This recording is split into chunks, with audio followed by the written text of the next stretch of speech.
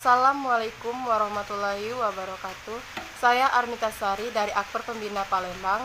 Saya akan mempresentasikan asuhan keperawatan gagal ginjal kronis dan asuhan keperawatan infark miokard. Gagal ginjal kronis adalah suatu sindrom klinis yang disebabkan penurunan fungsi ginjal yang bersifat menahun, berlangsung progresif dan cukup lama. Etiologi neuropati diabetik dan penyakit ginjal obstruksi dan infeksi. Manifestasi klinis yaitu satu, gangguan pada sistem gastrointestinal seperti anoreksia, pituroremik, dan cegukan.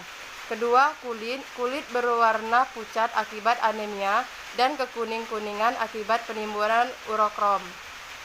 Ketiga, sistem hematologi terdiri dari anemia, gangguan fungsi trombosit, dan gangguan fungsi leukosit. Yang keempat, itu sistem saraf dan otot seperti rasa pegal di kaki, rasa kesemutan seperti dibakar, lemah pada otot-otot proksimal. 5. Sistem kardiovaskuler seperti hipertensi, nyeri dada, dan sesak napas. 6. Sistem endokrin seperti gangguan seksual, gangguan metabolisme glukosa.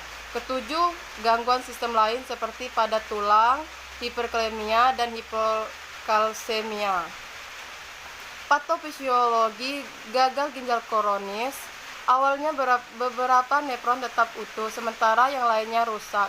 Nefron yang utuh akan mengalami hipoterapi, sehingga mengakibatkan volume filtrasi meningkat, reabsorpsi tubulur meningkat, dan GVR menurun. Ginjal dapat berfungsi sampai dengan kerusakan nefron mencapai 3/4 bagian, sehingga nefron yang utuh 1/4 bagian. Beban menjadi lebih besar, yang mengakibatkan terjadinya osmotik fluorosis dan rasa haus. Kerusakan nefron menjadi lebih banyak, mengakibatkan produk akhir terjadilah uremia. Pemeriksaan penunjang. 1. Pemeriksaan laboratorium. 2. Pemeriksaan EKG. 3. Pemeriksaan foto dada. 4. Ultrasonografi. 5. Pemeriksaan radiologi. Penata laksanaan itu 1. Memperlambat progresi gagal ginjal. 2. Mencegah kerusakan ginjal lebih lanjut. Yang kedua, asuhan keperawatan infark miokard.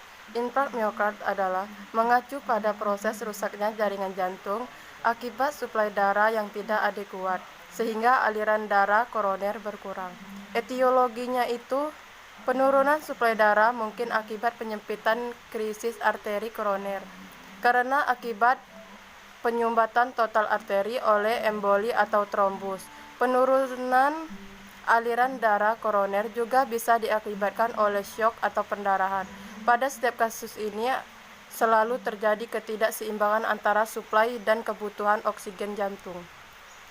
Patofisiologi infark miokard mengacu pada proses rusaknya jantung akibat suplai darah yang tidak adekuat, sehingga aliran darah koroner berkurang. Anatomi dan fisiologi pembuluh koroner utama dibagi menjadi 3. Yang pertama, artery coronary artery, yang kedua, left coronary artery, dan yang ketiga, left anterior descending of Nili. Manifestasi klinis nyeri dada serupa dengan angina tetapi lebih intensif dan menetap, tidak sepenuhnya menghilang dengan istirahat ataupun pemberian nitrogliserin.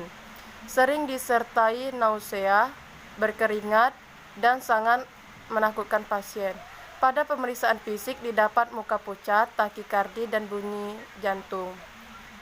Nyeri dada yang tiba-tiba dan berlangsung terus-menerus terletak bagian bawah sternum dan perut atas adalah gejala utama yang biasanya muncul. Nyeri akan terasa semakin berat sampai tidak tertahankan. Rasa nyeri yang tajam dan berat bisa menyebar ke bahu dan lengan, biasanya lengan kiri. Komplikasinya itu perluas infark dan iskemia pasca infark, aritmia atau sinus bradikardi, takikardi, aritmia ventrikular, dan gangguan konduksi.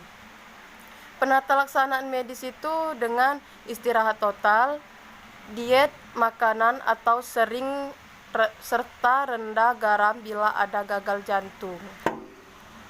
Pengertian hemodialisa. Hemodialisa adalah suatu prosedur di mana darah dikeluarkan dari tubuh penderita dan beredar dalam sebuah mesin di luar tubuh yang disebut dializer. Prosedur ini memerlukan jalan masuk ke aliran darah. Untuk memenuhi kebutuhan ini, maka dibuat suatu hubungan antara arteri dan vena. Prinsip kerja hemodialisa adalah terjadinya perpindahan zat-zat terlarut dalam darah ke dalam cairan. Proses yang menyebabkan perpindahan tersebut adalah difusi dan ultrafiltrasi. Tujuan hemodialisa adalah untuk mengeluarkan zat-zat yang dapat melalui membran semi permeabel, yaitu satu, sisa-sisa metabolisme yang mengandung nitrogen, yang kedua, zat-zat lain dari luar tubuh seperti alkohol dan salsilat. Indikasi hemodialisa adalah satu, indikasi segera hiperkalemia. Yang kedua, indikasi dini gejala uremia, mual, muntah. Itulah yang dapat saya sampaikan. Lebih dan kurang saya mohon maaf. Kepada Allah saya mohon ampun. Saya akhiri. Wabillahi taufiq wal hidayah. Wassalamualaikum warahmatullahi wabarakatuh.